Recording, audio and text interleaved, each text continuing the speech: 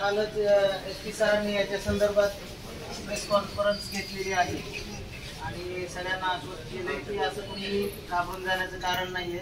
आम्ही आमच्या पातळीवरती वेगवेगळ्या यंत्रणांशी समन्वय साधून आहोत आणि लवकरात लवकर हा जो काही सगळा गोंधळ चाललेला आहे किंवा संशयाचं वातावरण आहे तर त्याला आम्ही लवकरात लवकर ते संपवण्याचा आमचा प्रयत्न आमच्या लेवलवरती चालू आहे।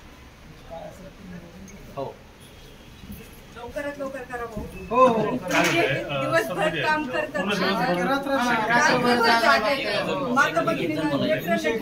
मांडीवर बसावं लागतं। नेमकं काय समस्या आहे गावामध्ये? ड्रोन मुळे नेमकी दहशत कशा प्रकारे आहे?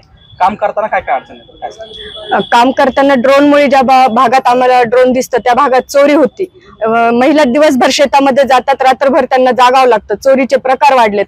आमच्याकडे प्रशासन हे थोडंसं कमी प्रमाणात आहे, ते वाढवण्यासाठी आम्ही निवेदन देण्यासाठी इथं आलेलो आहोत।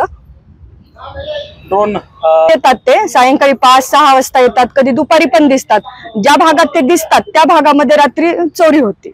रात्री म्हणण्यापेक्षा दिवसा पण होती, सायंकाळी पण होती, सकाळी। आता तर 2 दिवसापूर्वी आमच्या गावामध्ये 11 वाजता सकाळी चोरी झाली। आता या ठिकाणी आलेला तुम्ही काय मागणी? प्रशासनाची यंत्रणा वाढवावी। आमचा गेवराई तालुका हा मोठ्या प्रमाणात आहे, तिथे आमच्याकडे प्रशासन कमी पडते, प्रशासन हे वाढवावं एवढीच विनंती।